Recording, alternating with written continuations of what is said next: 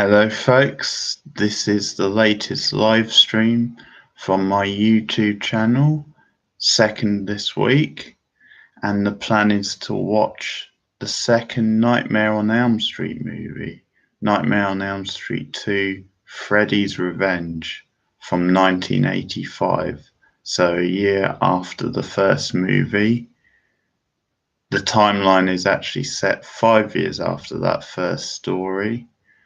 And a boy played by Mark Patton, a teenage boy, moves into the same neighborhood as Nancy lived in, the original heroine from that first film.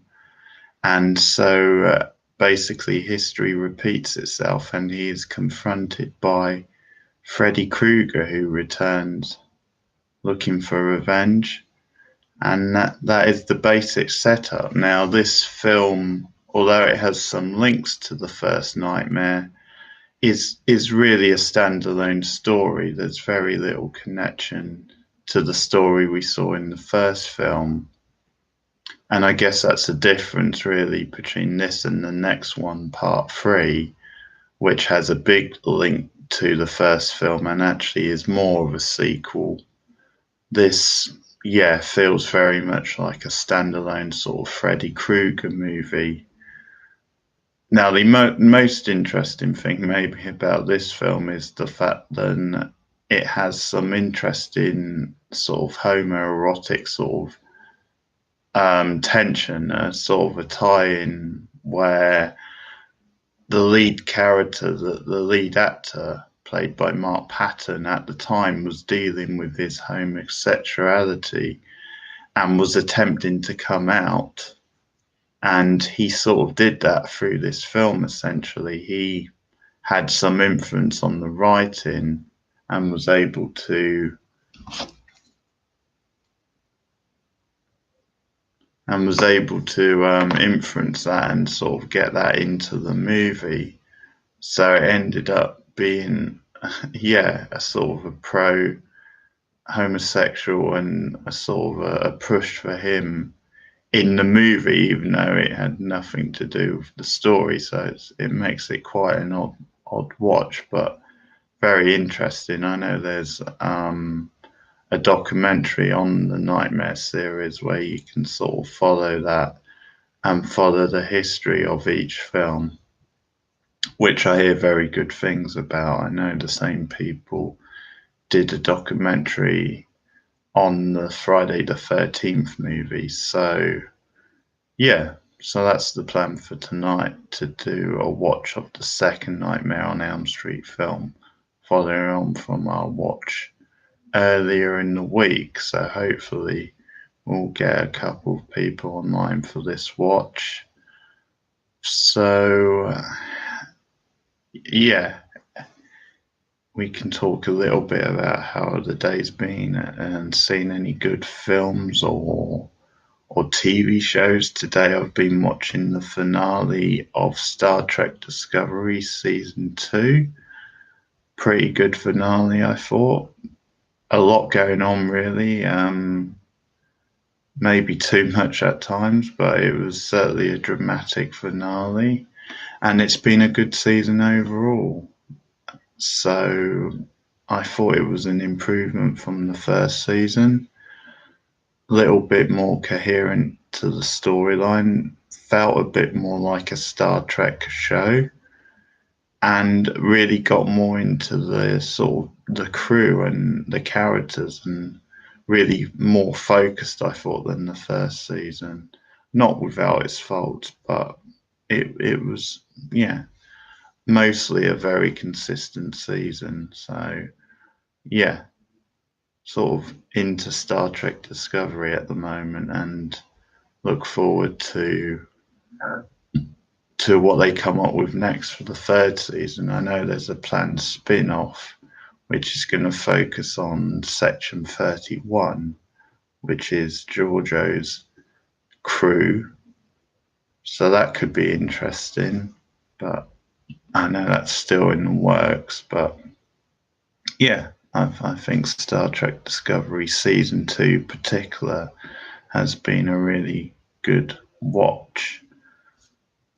Also been watching some Sopranos with my mother, one of my favourite TV shows. We've been doing a full rewatch up to season 5 now, so getting towards the end of Sopranos. But yeah, something we've only seen once all the way through, so thought it'd be a good time for a rewatch. So yeah, if anyone comes on, you can let me know what you've been watching.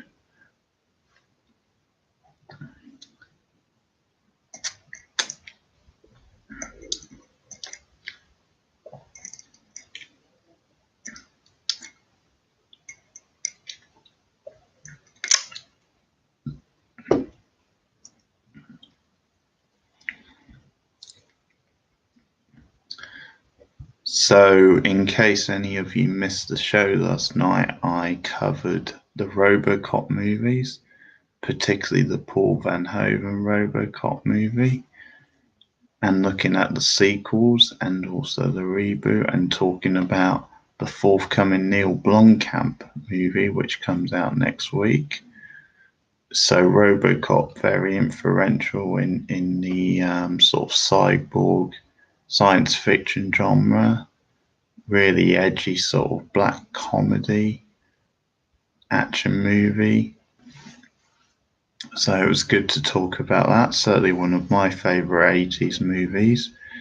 And in the coming weeks, I'll be talking about films such as The Terminator, which obviously has some connection to a film like RoboCop.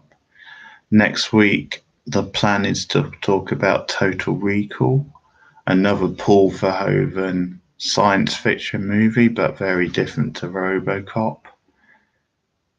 And yeah, gonna be catching up with some reviews at the local cinema as well. Probably some indie movies from the Dukes, probably catch up with Heaven's Gate, and also with an indie film called Ray and Liz. So should be a pretty juicy week on the show. That's coming up next Thursday on my radio show, 8 p.m. UK time. And you can check it out on Beyond Radio. If you don't live in the area, you can go to the website and you can listen live, or there is a catch-up service. But so that happens every week, every Thursday at 8 p.m. if you want to check it out and hear more.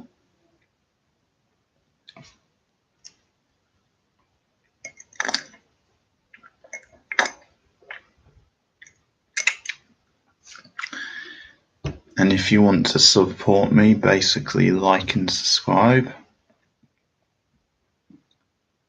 And there's a playlist of these live streams on my YouTube page. There's also a playlist of my Buffy reviews, which I made a start on, first couple. Planning another one of those soon, as well as movie reviews and all the rest of it.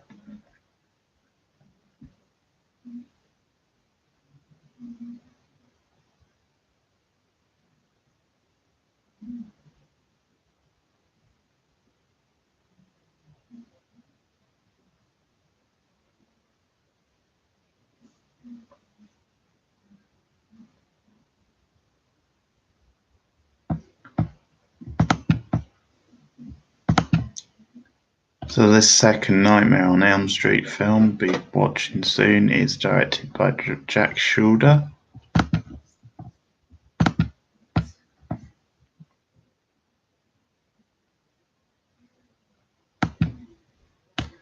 Written by David Tunsky.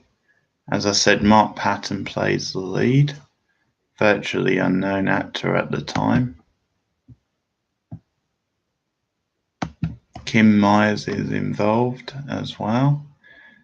Probably the most high profile of the supporting cast is Hope Lang, who certainly in the 80s appeared in a lot of movies. She was in David Lynch's Blue Velvet. And obviously Robert Englund had made a splash in the first film as Freddy, starting to build some momentum and really starting to define the character as his own. So that really continues in this film, although it's not the best of the Nightmare films, but certainly there's a lot of fun to be had with Krueger in the film. And yeah, I generally think this one is okay as a standalone. It's not really a patch on the first, and certainly the third one is a really impressive sequel. So I think that's kind of the only one that can challenge the first one for me. But this one I think is not too bad as a standalone. But we're gonna get into it soon anyway, as soon as people come along, if that happens. Fingers crossed. And you can tell me about your day and about what you've been watching and ask me any questions as well.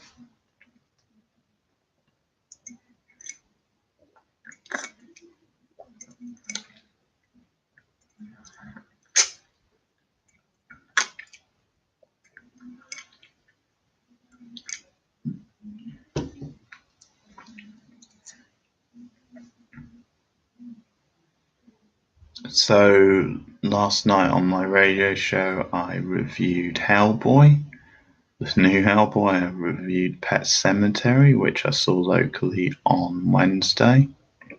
I also reviewed Dumbo, the live action Dumbo, which not surprisingly wasn't very good at all.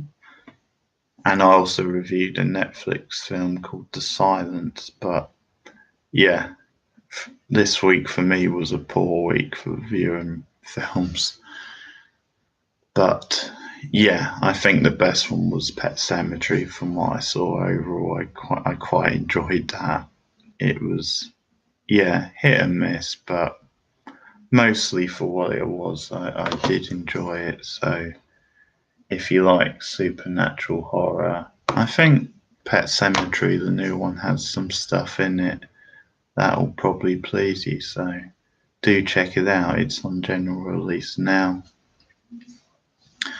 I've not seen the original, I've not read the book, so I didn't have a great deal to go on, but yeah, I thought it was a solid 6 out of 10.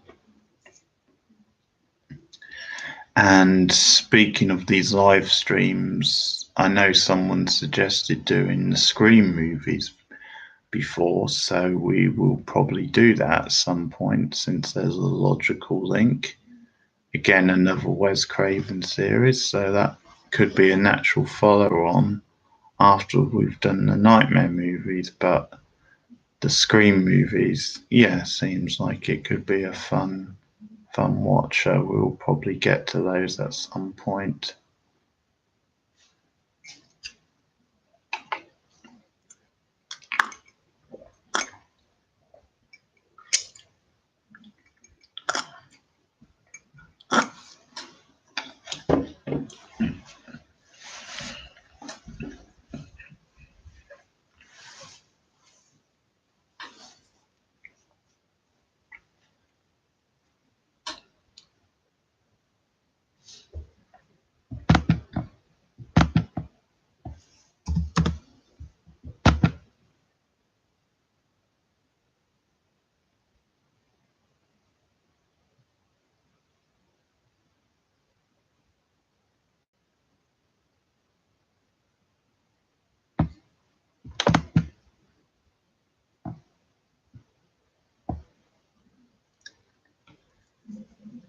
Hello, do we have anyone on?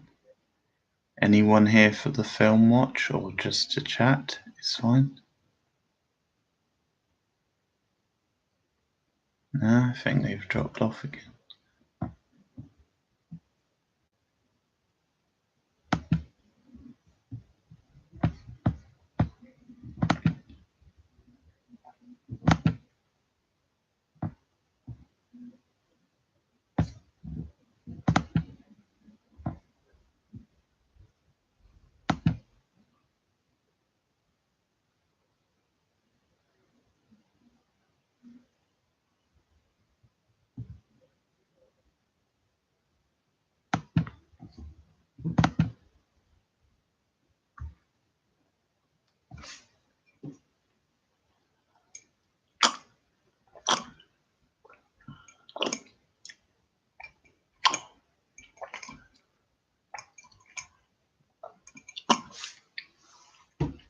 Okay, I think I'll start the movie in a few minutes, and if anyone joins, they can always catch up. I can talk about the movie anyway. So, A Nightmare on Elm Street 2, Freddy's Revenge from 1985. Robert Englund returns as Freddy. Set 5 years after the original movie, Mark Patton shows up as the teenage protagonist. And I'm going to make a start on it now and see if anyone joins a bit later on. But if not, this is me live streaming, talking about A Nightmare on Elm Street 2. In 3, 2, 1, go.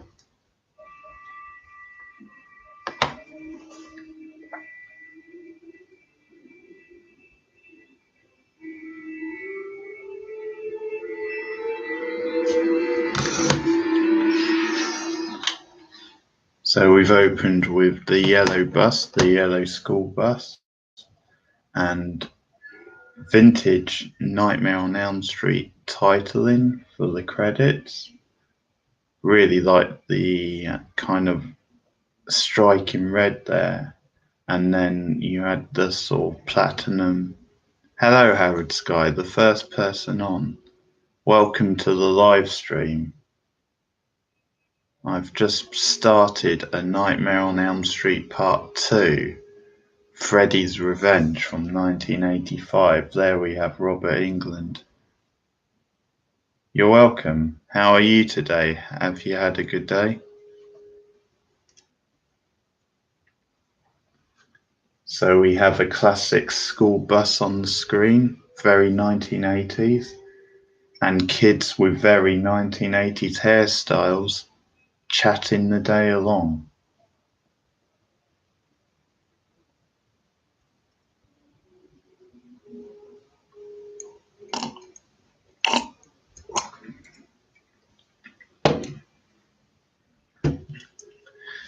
Yeah, it's not a bad one. It's not the best one, but it's a standalone. It doesn't really connect much to the first film. Whereas the third film, as I was saying earlier, is more of a direct sequel to the first one. This feels more standalone.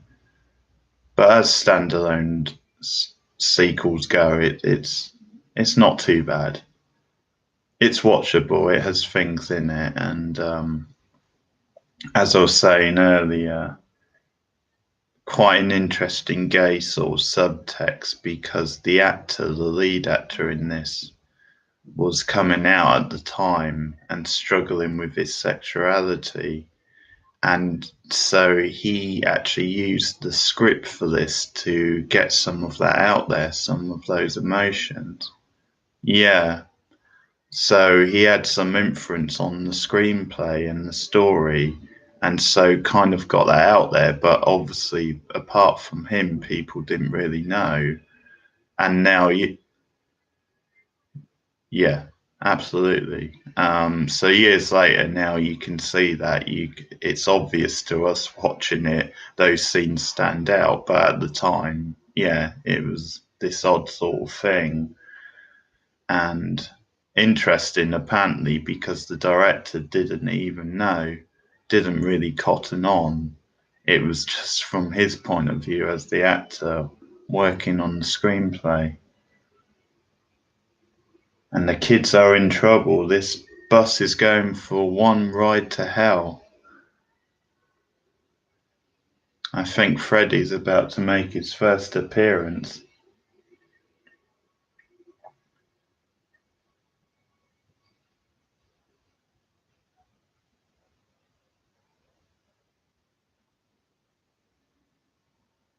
So how's your day been, Howard Sky? No, Freddy Krueger, but nice 90s reference anyway with Freddie Prinze Jr. Yeah, I think I've seen the first couple Scooby-Doos. I quite enjoy them actually for what they are.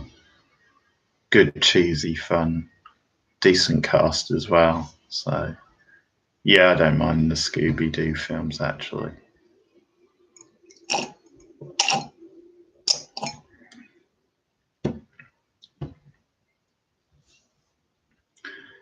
Yeah, and I have so much nostalgia for the TV show, the cartoon. One of my favourite cartoons as well.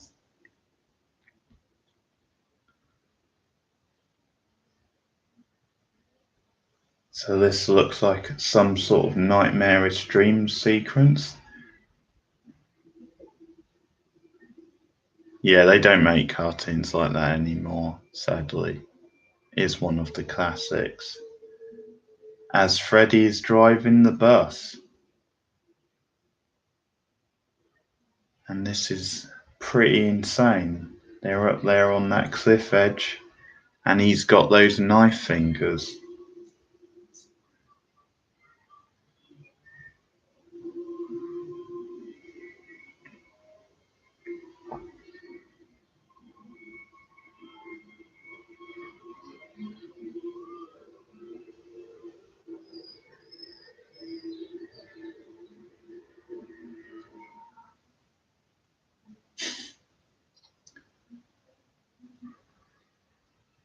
And Hope Lane. There we have Hope Lane, classic 80s actress who was in Blue Velvet, amongst other things. And there we have the first sort of homoerotic sort of shot with him waking up in a sweat with barely anything on. So it's there for everyone to see.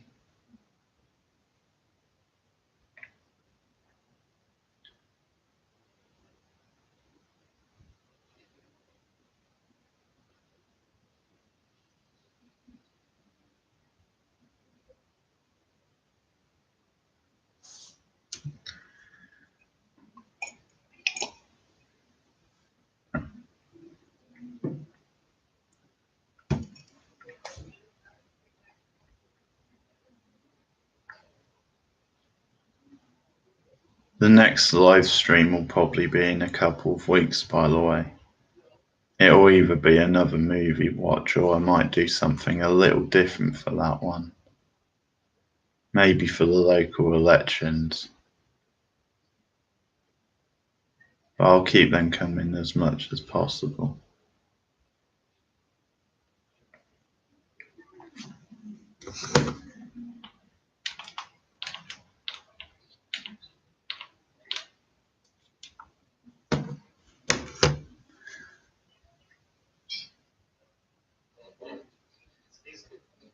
Now, the Fu Manchu cereal, I was hearing something about this where you've got the fingers that look similar to Freddy's knives, so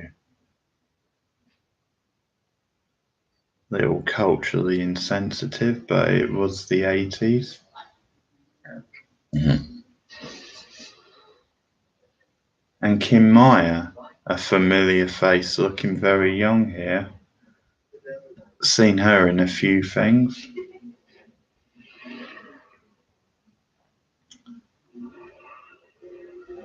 So she is Jesse's close friend or love interest, whichever one you want to say.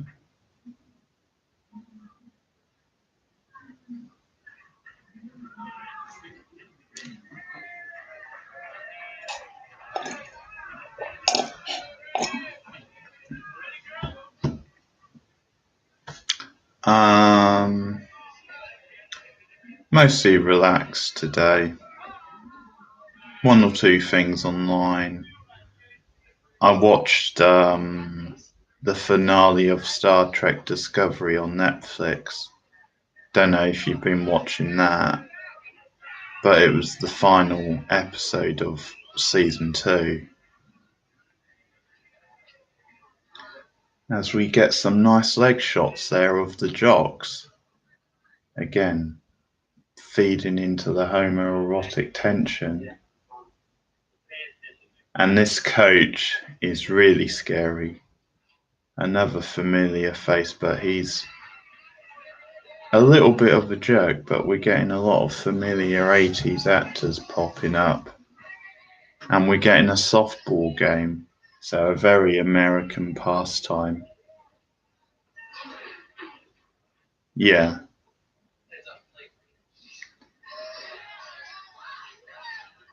No, not really. Just sometimes. Sometimes we meet for films. Sometimes go for drinks, but not a lot anymore. You know, not as much as I used to in my youth.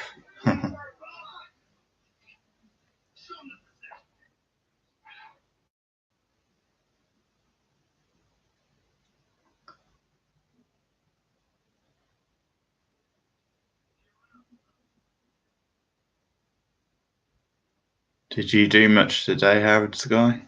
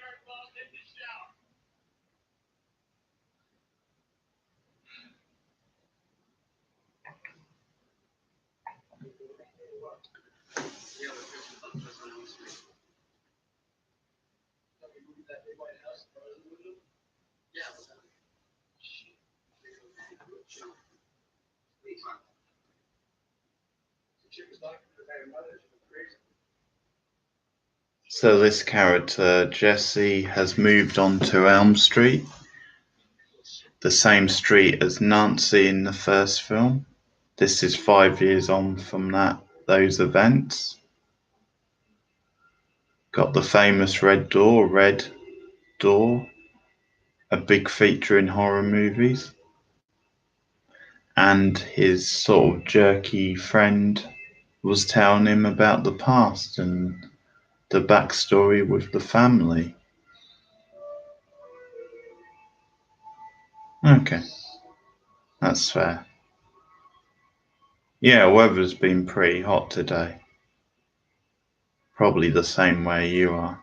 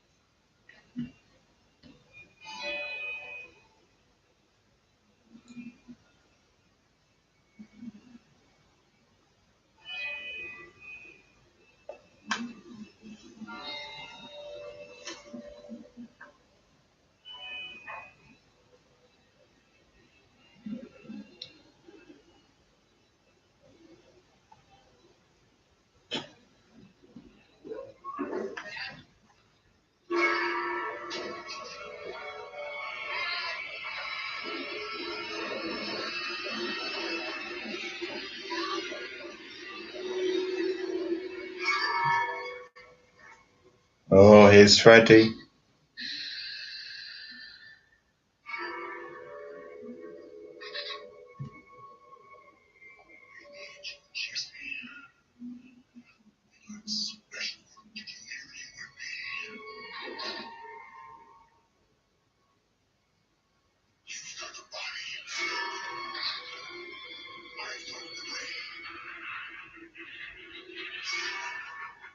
Again, some fleshy makeup effects. And again, he wakes up in a sweat. What's all that about? Must be really hot where this guy lives.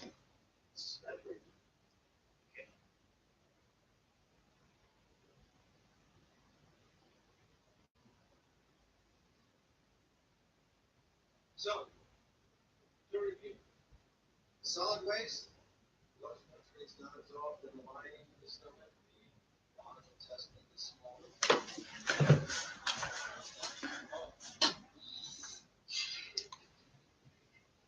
Liquid nutrients carried through the body.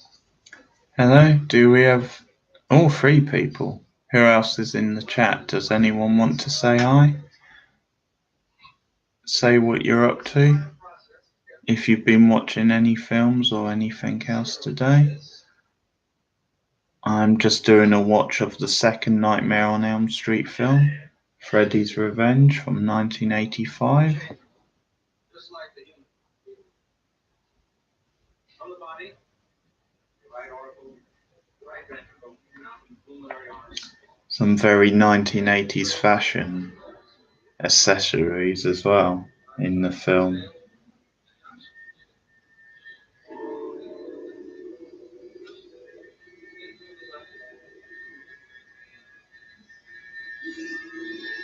Oh.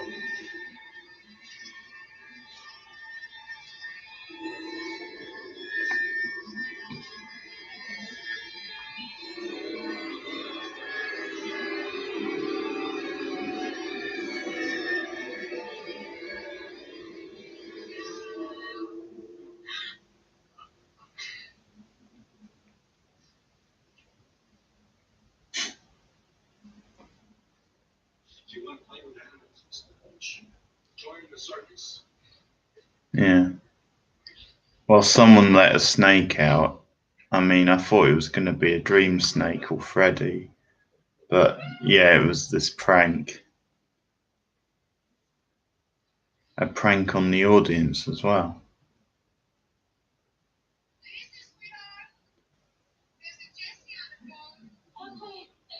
So we have Kim Meyer here as Lisa, the girl next door, who has an interest in Jessie. Sort of looks like a young Meryl Streep, but she's a very familiar actress. I think I've seen her in an episode of Seinfeld. That's what I know her from the best.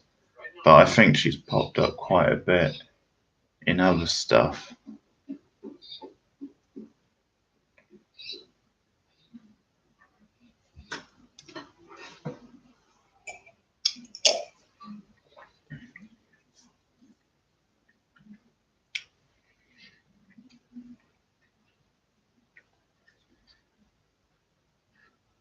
And here we have it, the classic 1980s cassette tapes.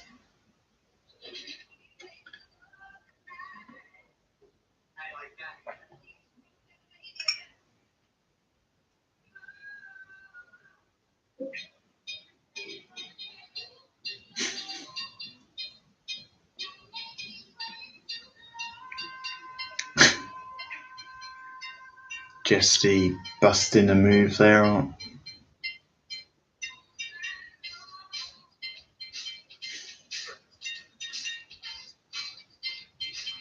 Yeah, nothing subtle about this, folks.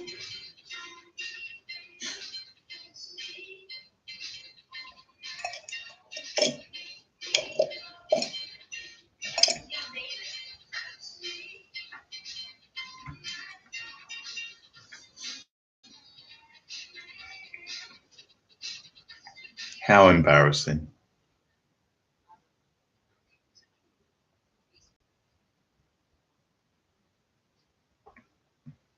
Yeah. Well, this actress, Kim Myers, looks a lot like a young Meryl Streep.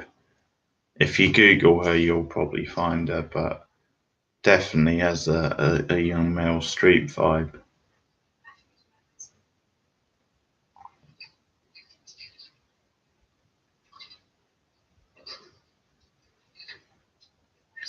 Do you have a favourite Meryl Streep film or role? I like her. I don't like her in everything. She's been in quite a few things I've not been so keen on, but no, she is a good actress. She's done some good stuff.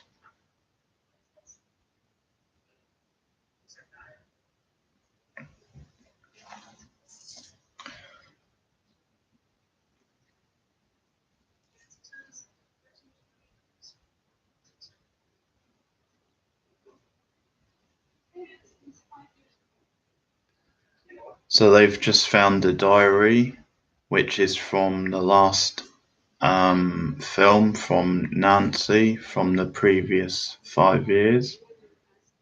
And this is basically how they're going to learn the backstory about Freddie.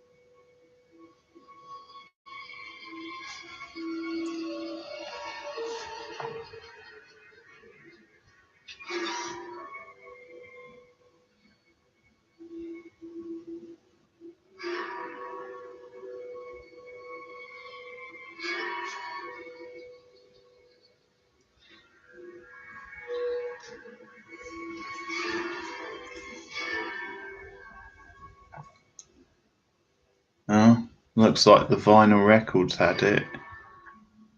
It's melted.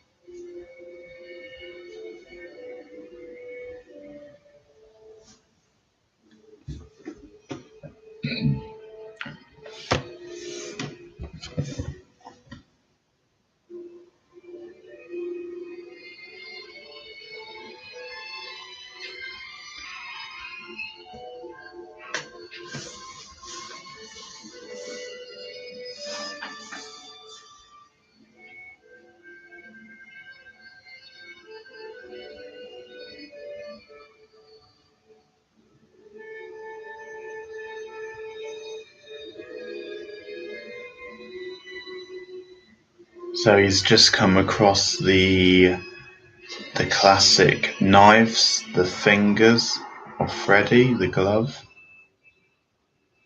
down in the boiler room.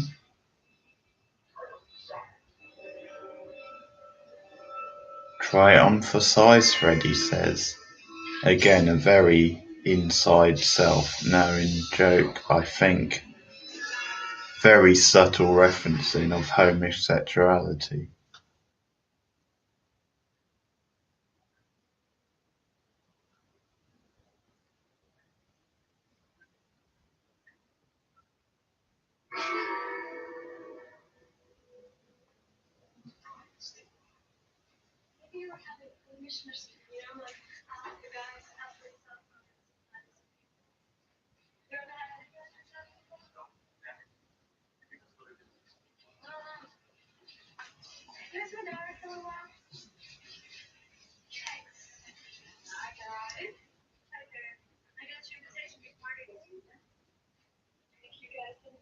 So as I was saying before, Harrods, we will do the Scream movies at some point on this once I've finished with these, which I know you were interested in taking part in. So we can do the 4 Scream movies on these streams, which obviously there's a link to Wes Craven with those films.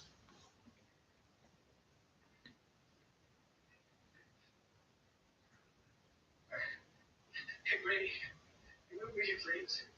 No talking. He is.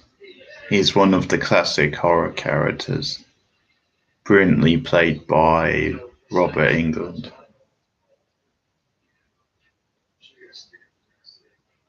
Oh, busted. The coach has caught them.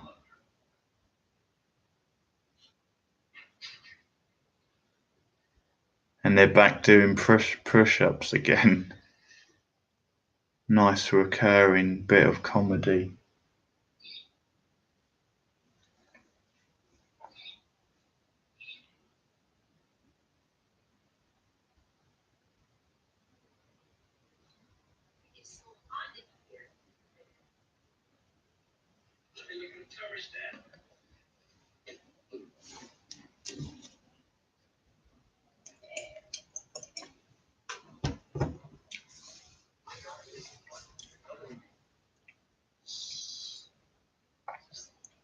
Probably the next live stream will be in a couple of weeks, like I said. But gonna do a couple of different things, not just this sort of thing, but a couple. I'll be on here kind of when there's things like elections as well, like local elections. So probably do a live stream, a longer one for that, but see how plans go.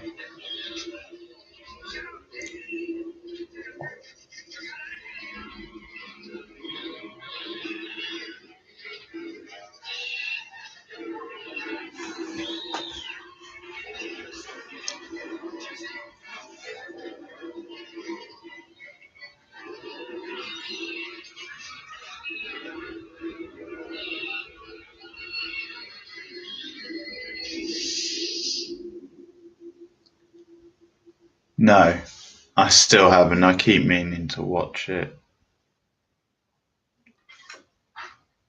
I'm a bit on the fence about Toy Story 4. I love the original 3 movies, but I just thought maybe they should have left it at 3. It seems pushing it a little bit. But, I mean, they have left it 9-10 years between movies. So that maybe suggests they're sort of kind of making an effort to make it the best they can be. But yeah, there has to be a cut off some point. I mean, maybe they can get away with another one, but that might be a good way to end it with the 4th. But a trilogy, yeah, seemed like one of the best trilogies, and I think they're taking a gamble coming back for the 4th film. But I'll have a look at the trailer soon because I haven't seen it.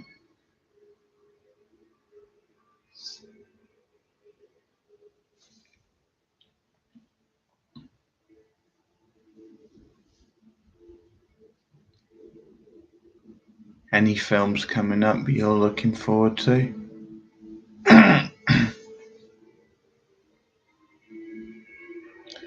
I know Greta, which came out today in the UK, is one which looks promising to me, sort of as a thriller slash horror type vibe.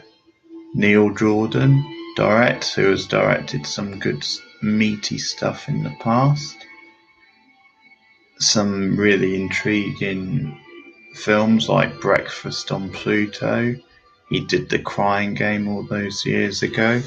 Interview with the Vampire. So he certainly has a pretty solid CV. I wouldn't say all his films are great, but yeah, he's got a good backstory, CV, and the new film stars one of my favourite actresses, Isabelle Huppert, along with Chloe Grace Moretz, who's pretty hot right now. And now we have this bizarre SMN club scene, which I assumed was just a dream sequence, but no, it actually seems to be real.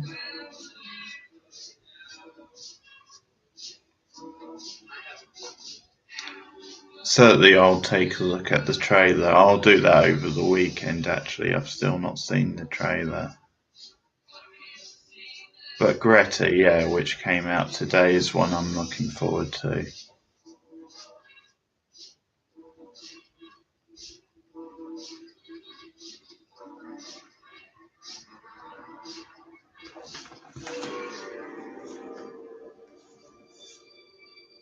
And what would you know it? His teacher is at the SMN club, all clad out in leather. And they've gone back to the school in the dead of night. And he's making him do laps around the basketball court. As you do, folks.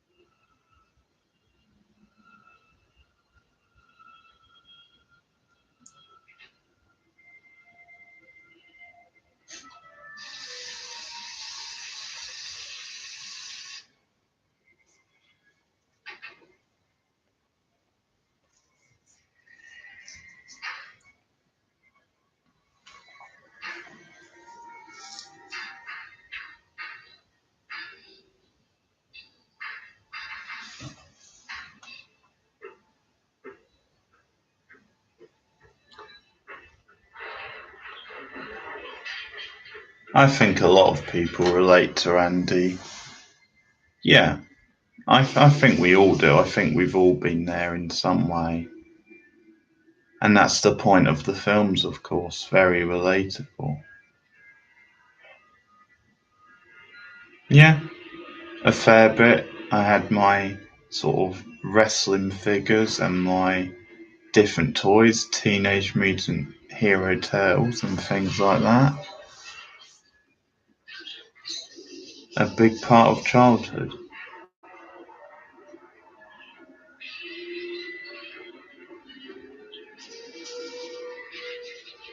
So the teacher's getting attacked from all sides in the locker room. Tennis balls and basketballs flying everywhere.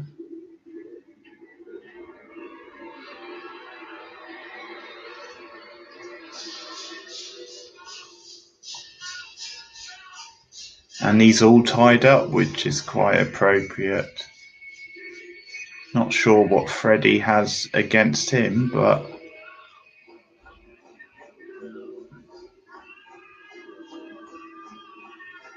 and the kid's like, what the fuck is going on?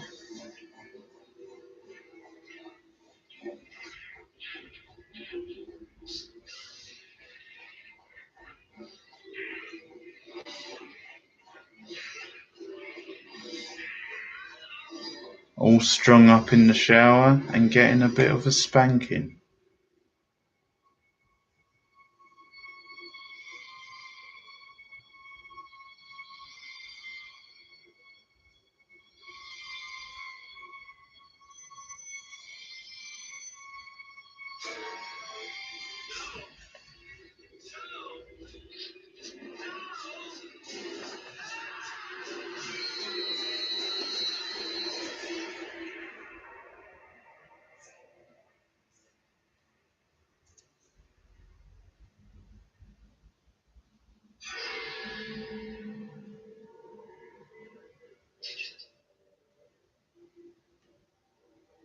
Okay, fair enough.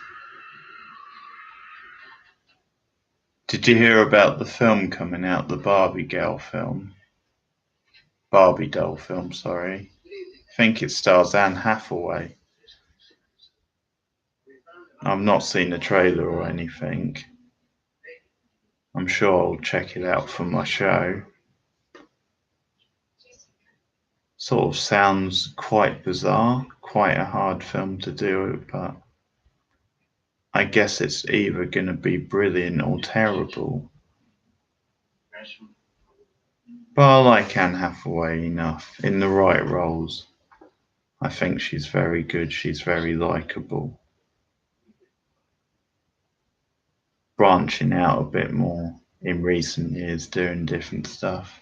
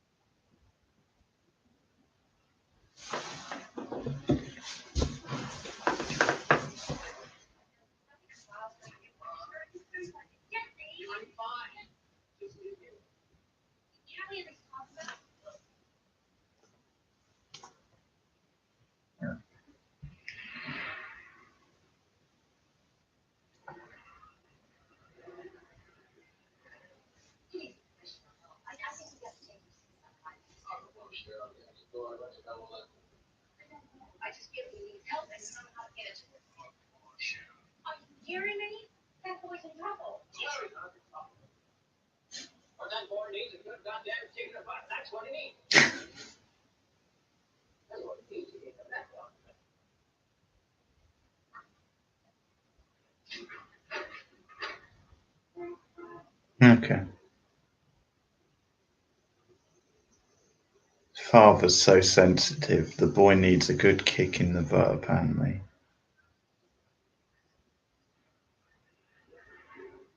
Okay. Not heard of that one. Obviously not my sort of thing at this point, but fair enough. They have all sorts on Netflix now. Cater for all tastes.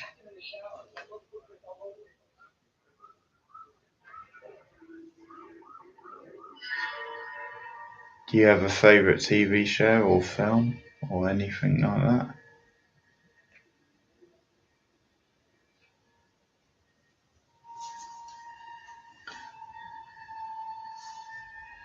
Again, really like the way they use the red door and the imagery of that in this.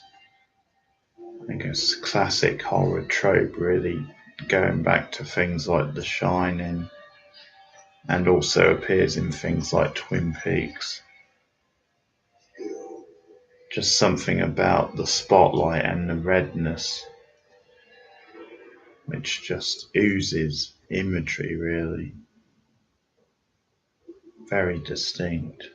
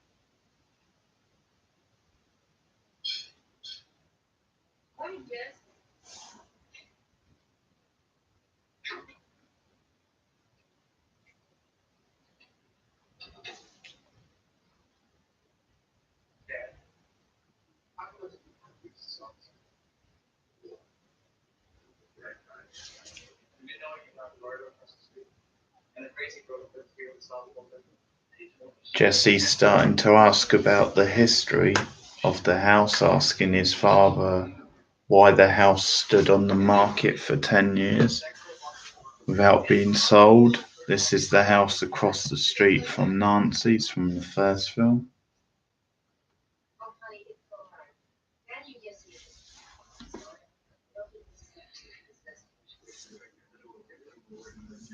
Absolutely nothing. I mean, nothing wrong with this house. No.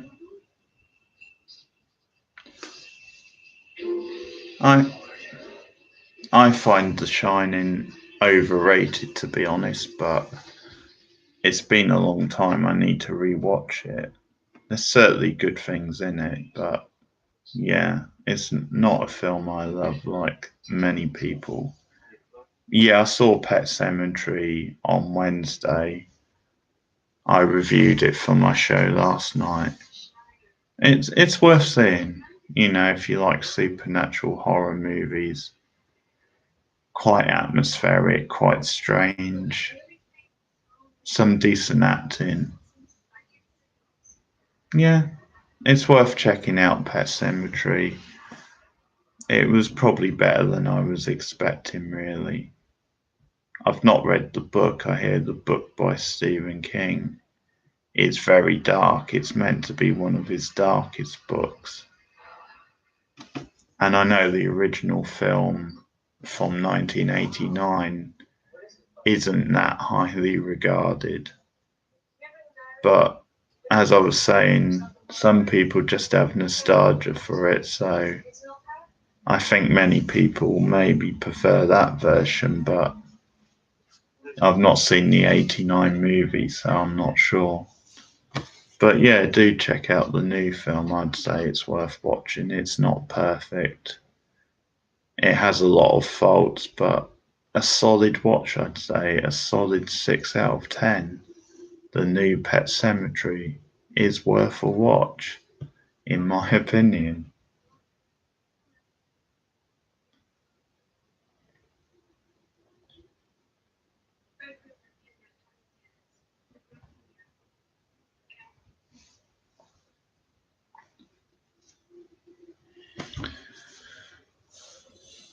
So again, the Lisa character bonding with Jesse, trying to help him solve the mystery, offering him moral support.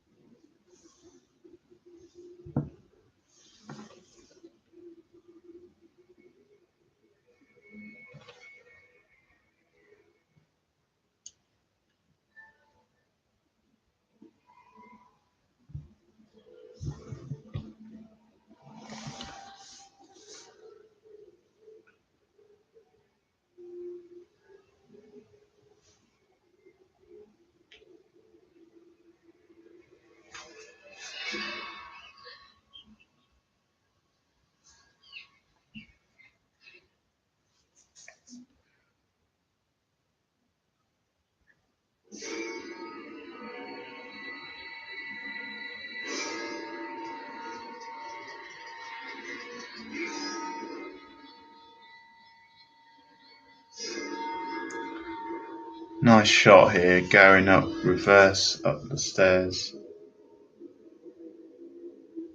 Nice little tracking shot. This reminds me a bit of The Shining and also Evil Dead, similar handheld sort of style, very low budget.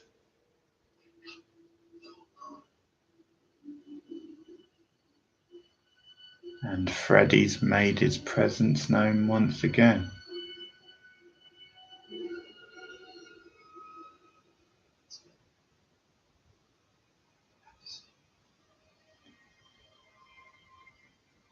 So Freddy, it appears, is controlling Jesse. Jesse wrestling with his own identity, as the subtext go.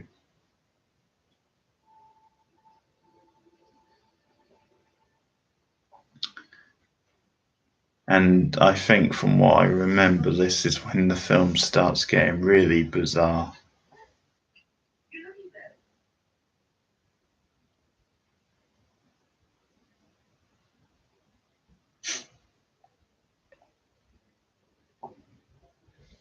My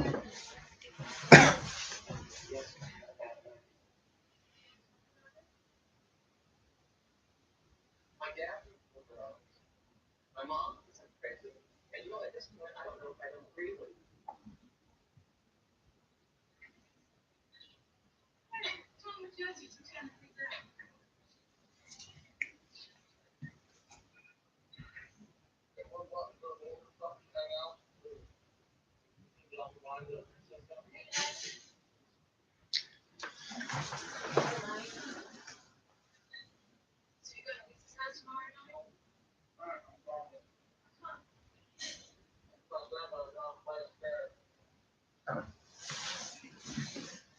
Someone should really tell this guy Ronnie not to eat with his mouth open. He can barely understand his lines for a start.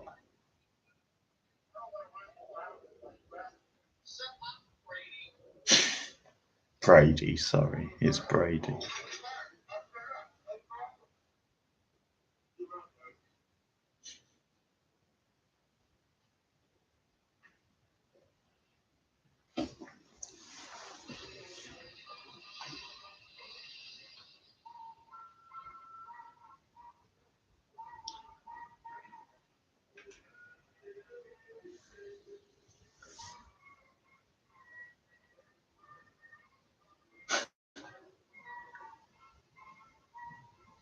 So we have a party at his house now.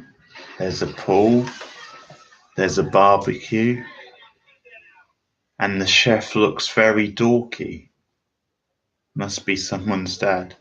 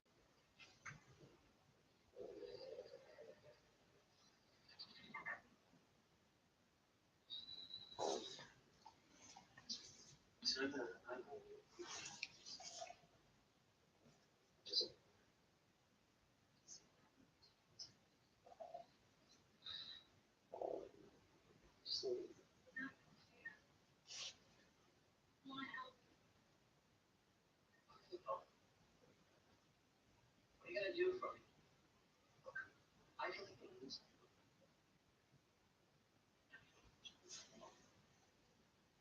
I'm afraid. I'm afraid to stay away. You're winning. They're gonna be away.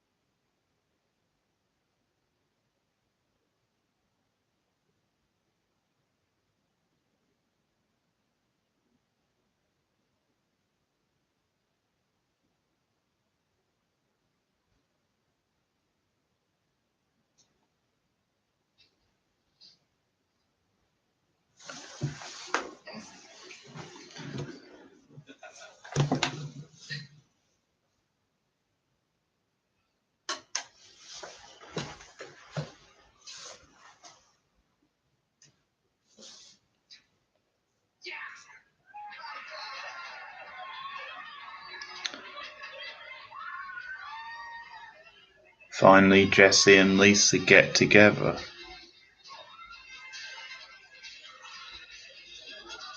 And the kids are partying, they see the lights going out.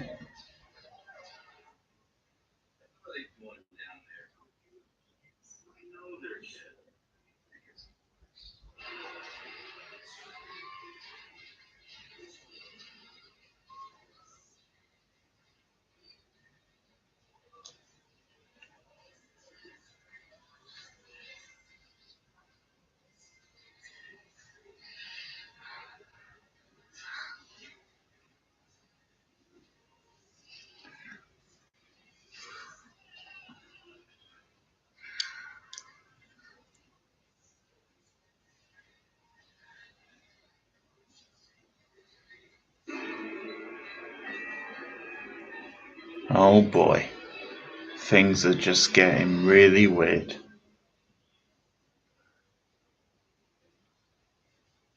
Is it Freddy? Is it Jesse still?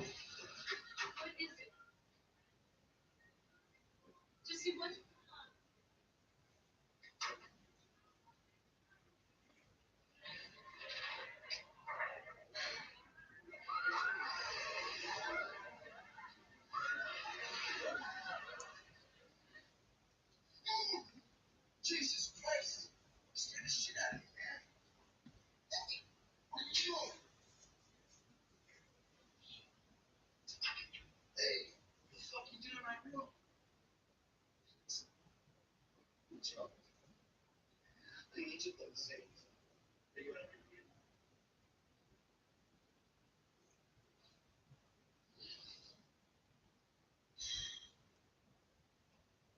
Why don't you just go home and put another sleep?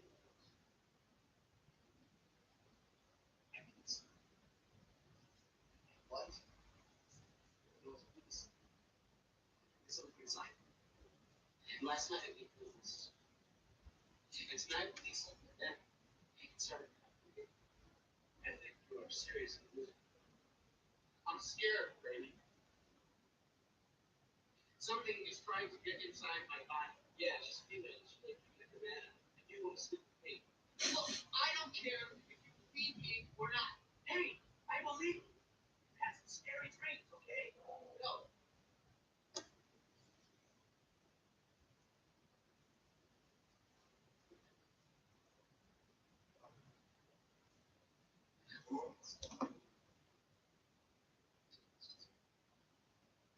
What's wrong?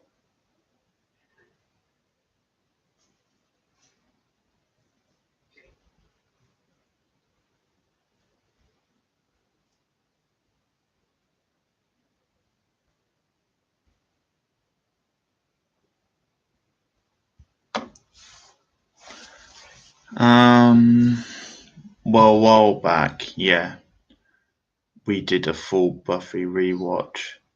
So that ended a few weeks ago, not too long ago.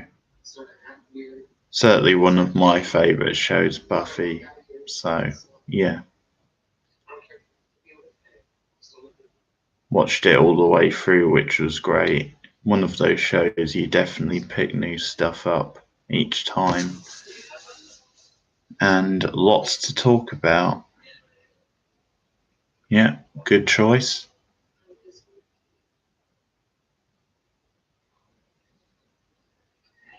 It's in my top 5, certainly.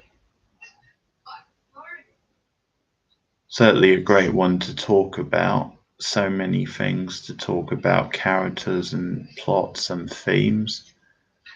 Very, very rich. Very few shows like it on television. Really groundbreaking for teenage fantasy.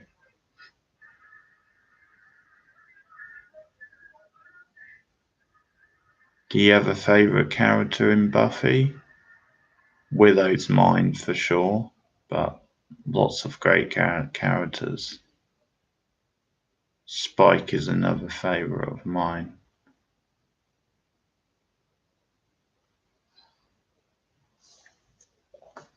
But yeah, if I had to pick one, I'd say Willow. She's got one of the best arcs, I think, in the whole Buffyverse.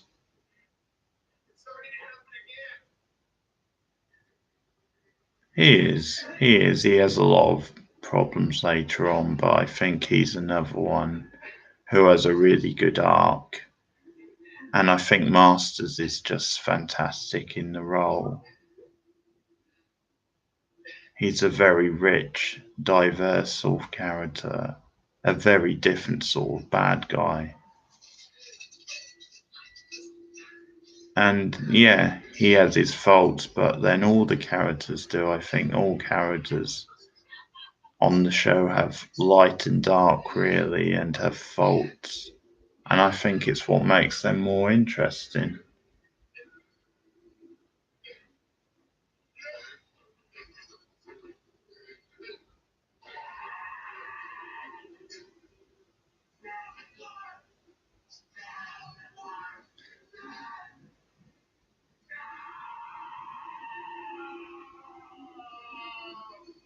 Yeah, she's a great character. Yeah, Faith brings something a little different to the show. I like the relationship with her and Buffy. Interesting dynamic. And I think she grows as a character as well. Has a really good arc. Oh, here we go. The headshot through the chest. Freddy emerging from within Jesse.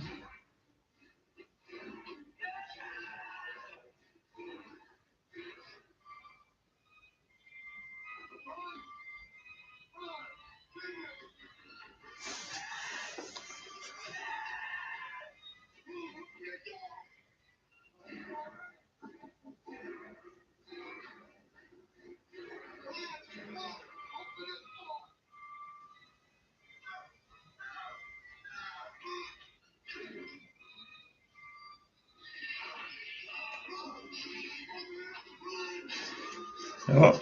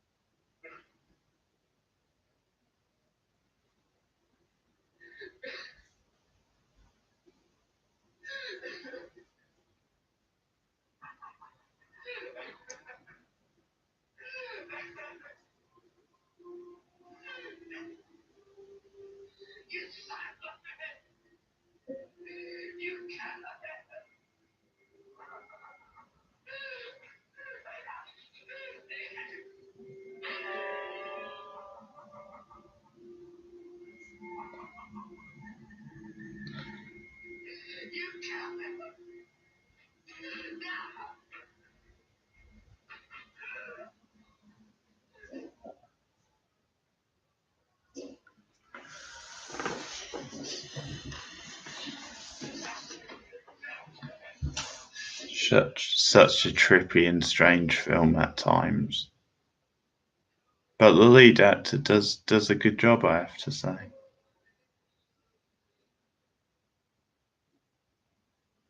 And they're still having their party, which I think is about to be interrupted.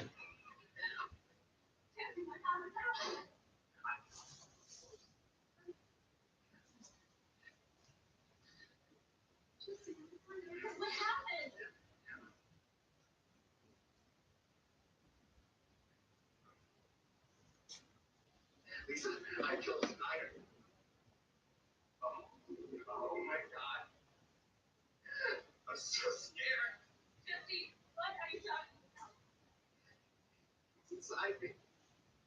I'm scared. Jesse, who is doing this? Fred Krueger. It's inside me. If you must take me again. No. Jesse. Jesse, this is not happening. It's inside me. Everything is taking it. Snyder, the diary of love. Please don't make What do I have to do to make you understand me?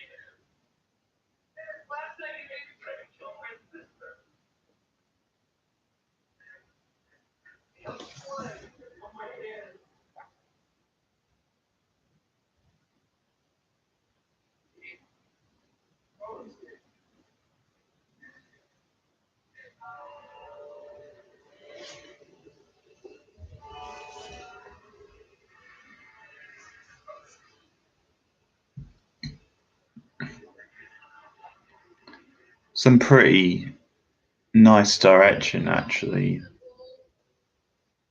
Like this party scene, the camera panning along the water and the various characters, building the suspense quite nicely.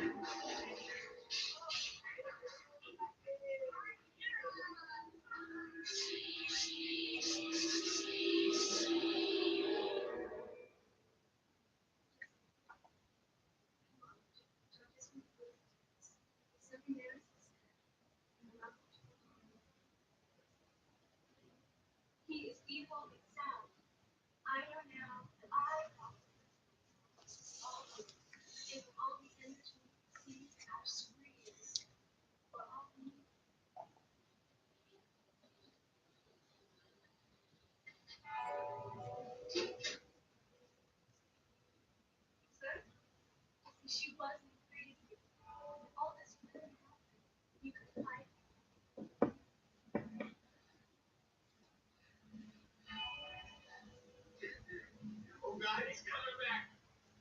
Get out of here, Lisa. You fight him. I can't.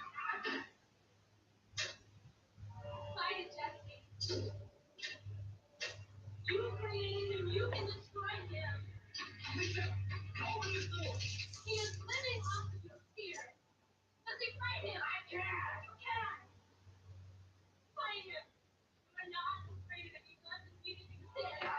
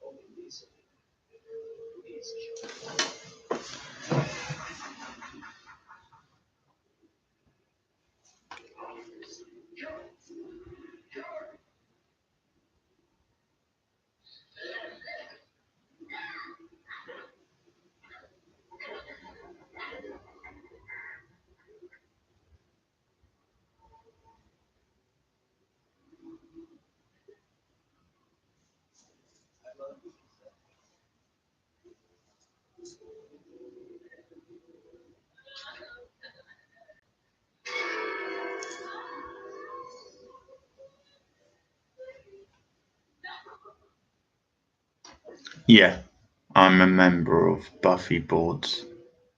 Been a member for about 4 years. Yeah, it's a good site.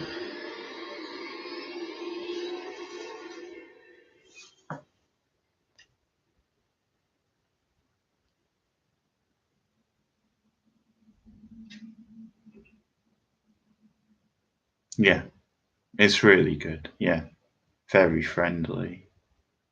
Lots of interesting viewpoints on there. And they talk about just about anything. I've been doing like polls on there recently. I've been doing like best TV show like polls, getting other members to send in their lists to me, and I put together a top 50 based on their lists. But yeah, there's all sorts. There's like an art section. There's sections to talk about all the different Whedon TV shows. There's section to talk about other TV shows. Reading caters to just about anything, really.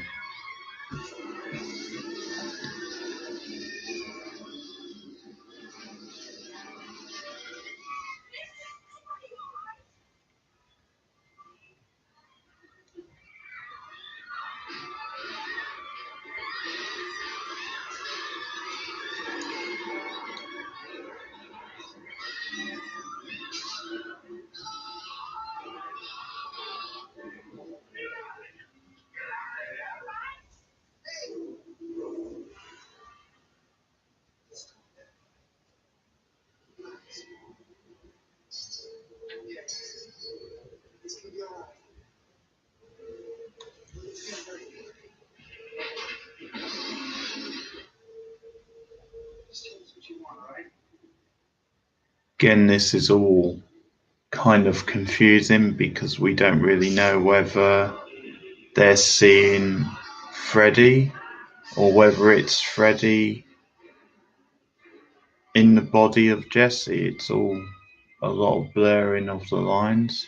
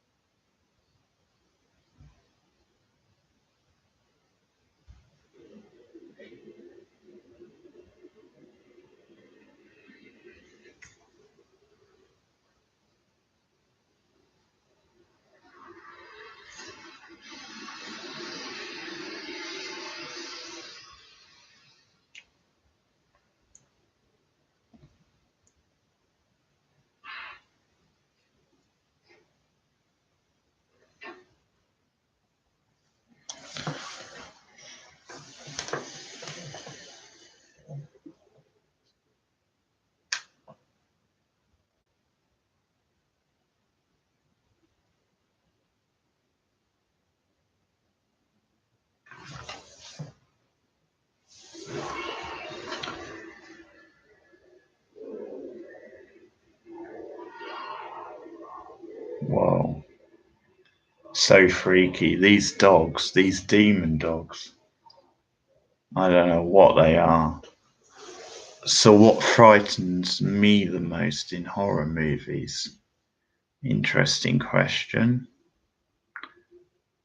It's tough on that. I think just I think certain emotions that are relatable to everyday situations. But I think also with a certain strangeness, a certain unknown factor, it's that a lot of the most scariest films are the one where there's a mystery to it. You're not certain quite where it's going, and it really gets under your skin. It's that mystery factor. It's what you don't know, I think, which is the most scary.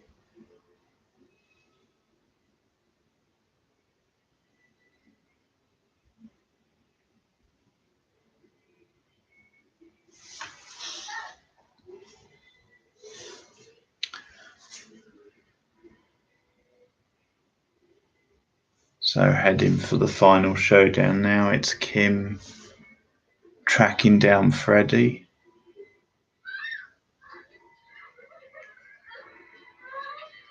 And again, Jessie is manipulated by Freddie, so it's all a case of if she can talk Jessie round. If Jessie can overcome his fears, overcome Freddie.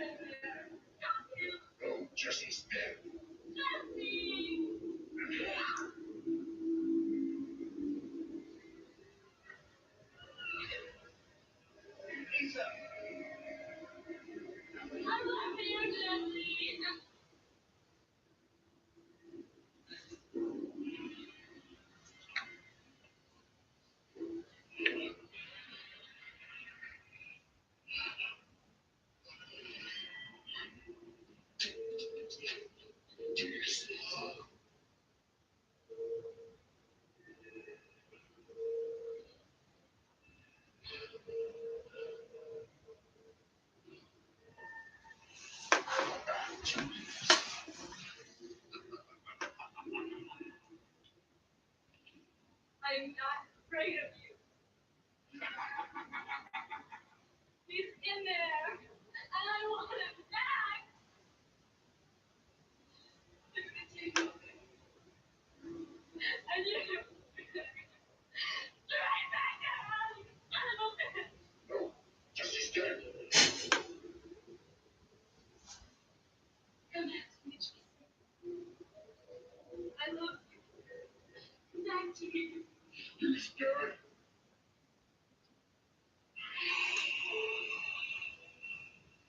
Can't hold you, Jesse. He's losing his grip. You can get out.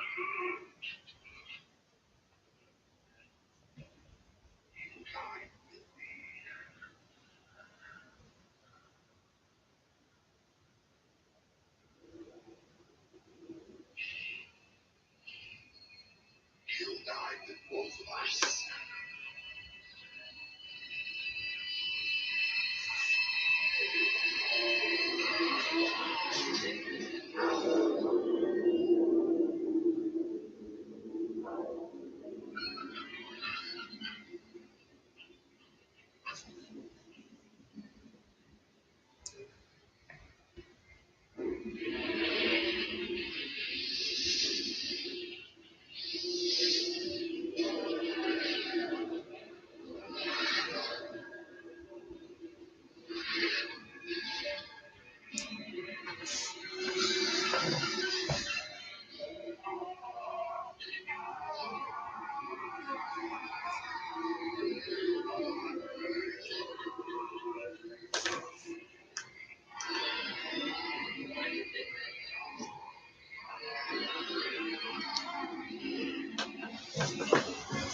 Some pretty great makeup effects once again in this one.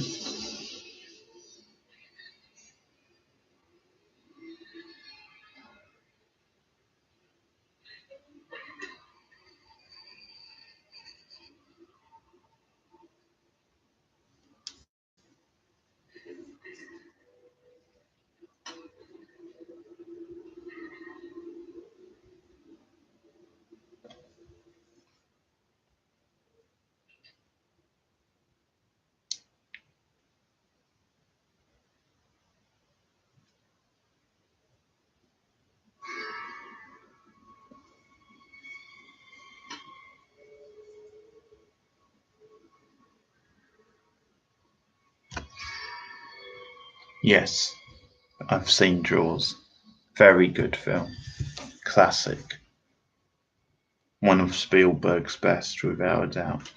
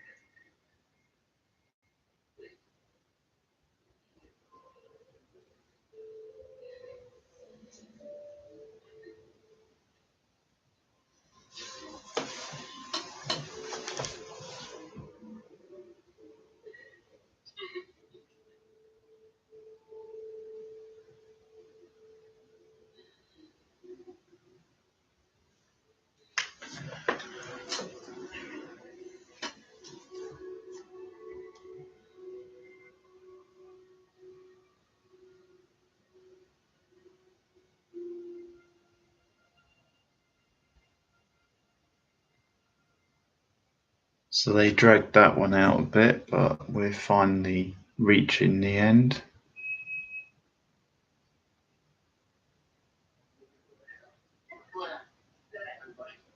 This is the final scene on the bus, the sting in the tail, let's say.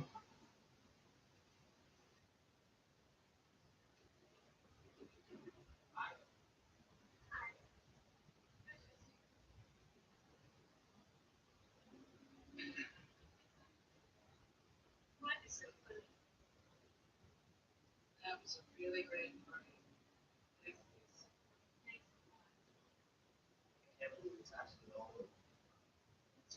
I actually recognise Lisa's friend from something. I think she might have been in Seinfeld as well. Am I going crazy? This is hustle.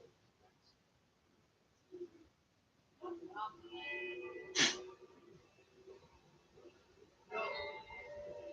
This was back. Lisa, it's starting to speed up.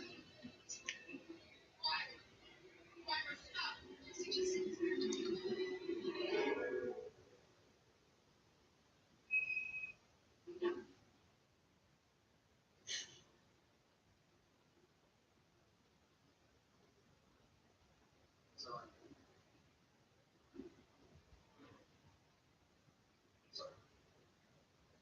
It's okay.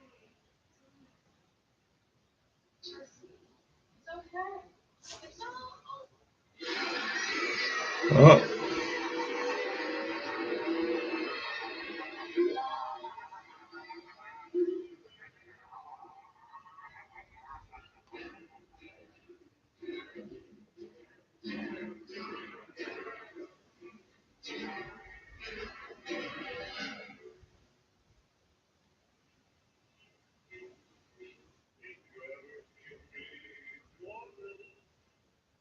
and there we have it, like the first film, a nice little sting in the tail, the hand through the chest.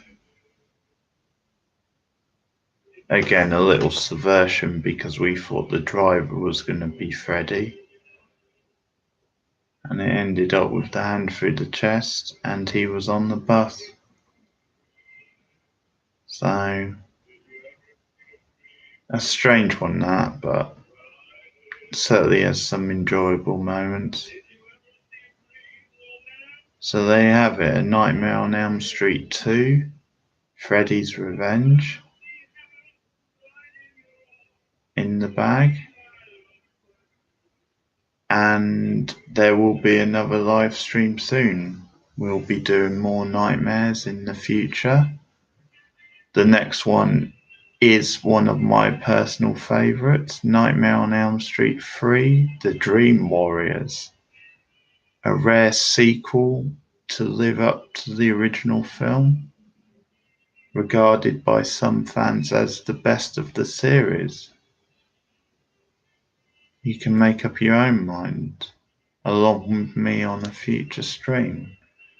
But yeah, I'll be doing more streams in the future, doing different things, doing more reviews, doing some political themed ones, I think. That's all to come. But this one's in the bag. I'm gonna head off and probably watch something for a while. Just relax. But thank you, Howard Sky, for taking part in this live stream.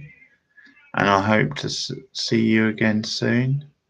Have a good evening and speak soon. Good night.